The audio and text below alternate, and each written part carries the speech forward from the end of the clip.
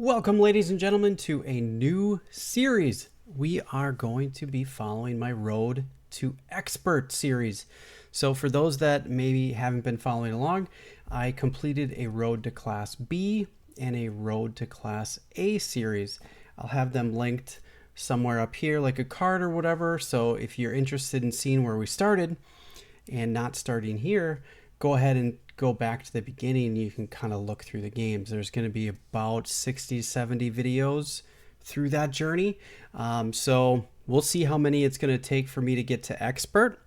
I think it took me about 31 episodes or 31 games to go from Class B to Class A. So I am not naive. I believe that it's going to take me more games than that to reach expert. And I believe now that we're rising quite quickly, that my graph won't stay steep like that. It's going to start to level off and things are going to become more difficult as we reach the level of expert, which is 2000 USCF. So if you want to follow me in this type of journey, I urge you guys to like and share. It does help me out. It shows me you like this type of content. You want to support my journey and you like my videos. It really helps me out a lot. And without further ado, let's get started. Road to Expert game number 1. So my first game is with Lee Chavriat or Chavriat. I don't know exactly how to pronounce his name. I played this back in July of this year, July 31st, 2024. So this is about 2 months ago. I'm getting caught up on all my games. So let's take a look. I played e4. He responded with e5, knight f3, knight c6. These are pretty standard moves. And we get an Italian game with bishop c4, bishop c5. And I've elected to play the Evans Gambit. So I'm still in my super aggressive, crazy mode and where I want to attack. And all right, let's take a look. So he accepts my gambit. I play c3, bishop c5. Pretty standard stuff. And here I play d4, attacking his bishop and giving him a chance to say, hey, what do you want to do with this bishop, man? You want to take? And he does. He does play e takes d4. I castled, and so far this is all book. d6, c takes d, and bishop b6. And here is where I had my first real deviation. I probably should have played knight c3 and then played for a line like this. And this is an engine given line, so it's not extremely too super intuitive, but some of them make a logical sense. And we did okay. So I elected to play a4 instead. And I don't want to give away the game if we've already seen it. He played bishop to g4. And you can see my arrows on the screen. You can kind of expect what I did wrong here. And I made a gross blunder. I must have been distracted completely during this game or something. But what I ended up doing was I ended up taking here, which is a major blunder and not good. Can you guys pause the video and try to figure out what the real issue is? You should be able to figure it out pretty quickly, but it's actually exactly what played out in the game. But before we get into that, let's go back and take a look at what I probably should have done. What I probably should have done is just played bishop b2, knight f6, or we could have even played d5 and knight e5. These both would have been decent ways to play. I think bishop b2 is the best engine move, and it kind of lines up on the king side where they're going to most likely castle king side. But he could play here and then castle queen side, so it may or may not work out. If he decides to castle queenside, though, we can get the rooks over here, and there's these nice open files. So I don't think castling queenside would be ideal. But either way, I just totally blundered here, thinking, oh, I could just play here and I'm gonna win a pawn. And I was totally distracted. I did not calculate. I did not respect my opponent whatsoever. I was completely just off in my own little world, in my own ego, doing my own thing. And he took, and I played here, not thinking that, oh, he can just take the knight. I just thought that he would move his king, and then I would pick up the bishop, not thinking, oh, he can just take my knight. Yeah, so not quite sure what that was all about. I'm pretty not happy with the way I played this particular game.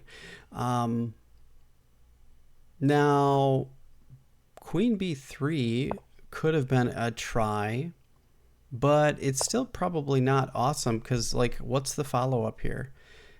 I don't have my piece back, so we can follow the engine line and we get this kind of scenario here, but I haven't gained my piece back. And yeah, I have a little bit of initiative, but the attack's kind of over, and black has kind of stopped everything from happening. So though that is the best move, I just completely flat out blundered and totally messed up here.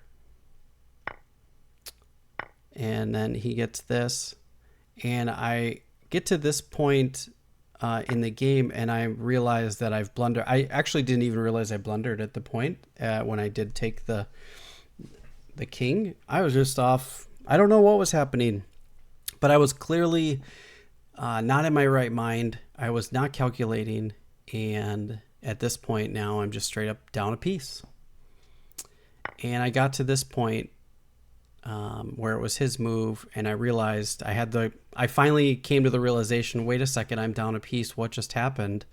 And I popped to I came to my senses finally, and I was like, oh no, what did I do? So I walked outside and I took a walk. I don't even know how much time I burned on my clock after rook takes d7. I was just moving super quickly. And rook takes d1. And bishop takes d4. And I got up and I left the game. I walked away for a minute. I had to clear my mind and get my head straight. Really, really bad. But I went outside and I said, okay, I need to do whatever it takes to try to salvage this game. I need to at least try to go for a draw. So my whole idea here is to try to create complications, try to get my piece back, and hopefully maybe get to an end game that I might be able to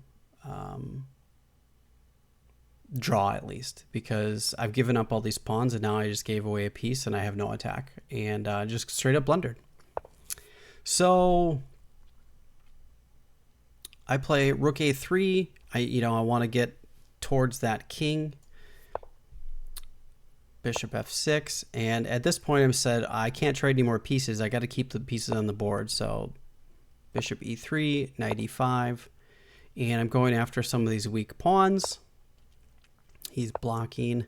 I'm going after more weak pawns, and I get a pawn. Okay, so I'm making a little bit of progress. Not much. I'm still very much down material, but chances are I'm going to be able to maybe get this pawn or this pawn. But now if we look, my position is fairly active. I've got one piece controlling two pieces. So I'm free to move these three pieces around against these three pieces. So this one rook right here is effectively taking care of these two pieces, and I'm okay with that. He comes, I move back. I decided I didn't want to try to get my rook trapped in there. And I wanted the ability to, if he decided to come over here, I wanted to be able to move my rook away. So we did that. I decided to trade off two pieces, or one piece. I didn't really have much of a choice. I kind of had it forced. I was hoping that he would play here with the idea of creating this long-term weakness. He didn't do that, and he played here instead. So I thought, well, I need to start maneuvering my knight and getting my knight into play, and I want to try to limit his pieces. So he's brought his rook in, and I thought, okay, I need to kind of open things up. I thought for sure that he would play here, but he didn't. And I think that's maybe... Oh, no, he can't do that. My apologies. He can take here. What did I see? I played this 2 months ago, so I'm kind of refreshing my memory, and I didn't put the notes in the game, unfortunately, because I was so perturbed with my poor play that it was just not a good idea. Or I was really upset about this game. So he played here. I attack his king. Knight b3. I'm going to get a bishop for a knight and a pawn. So I'm gaining a little bit of traction, not much. I'm still obviously down a full piece. But I thought, well, I can give up that pawn and get this pawn and this pawn.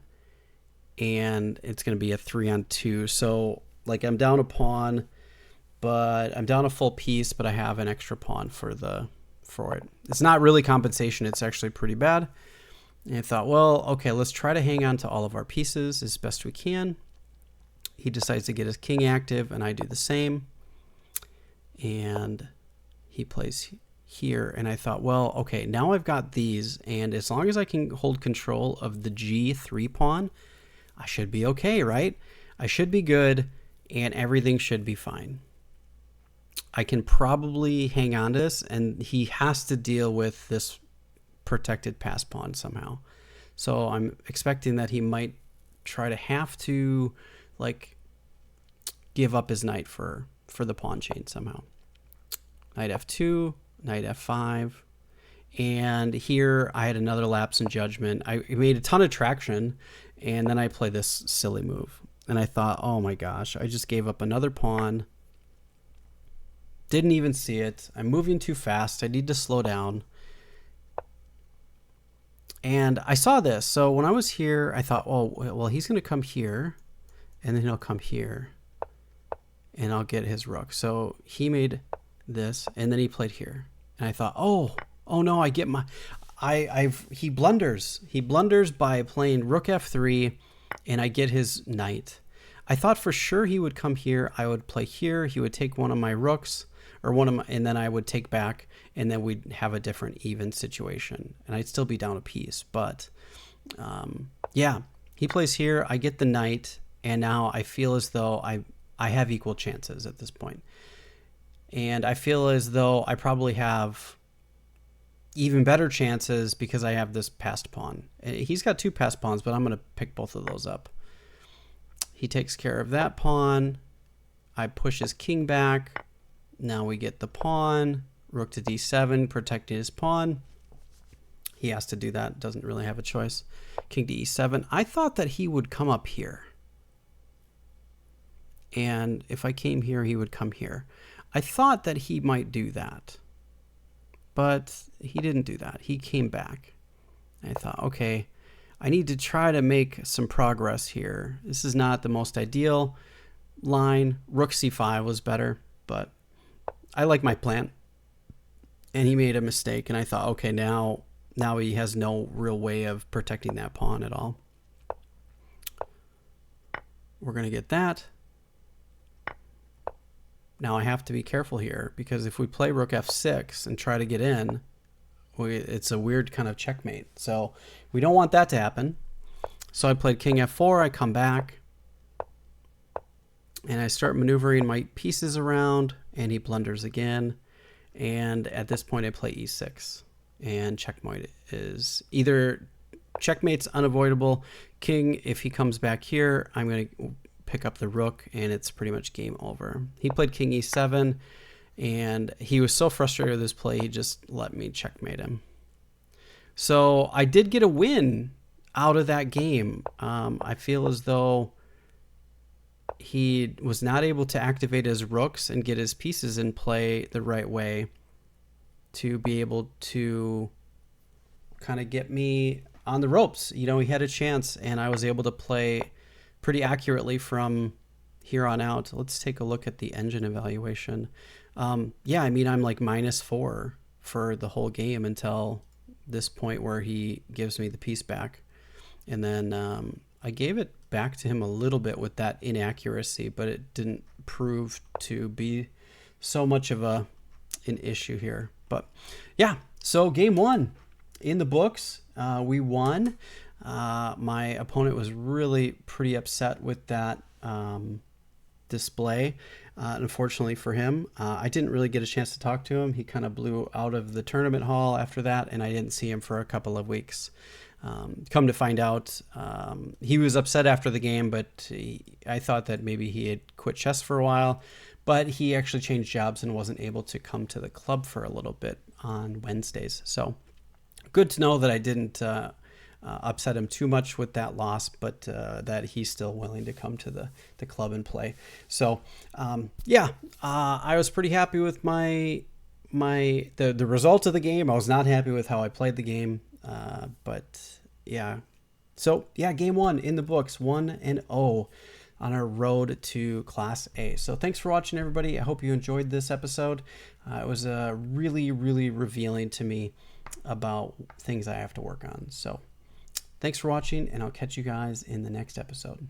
Take care. Have a great day.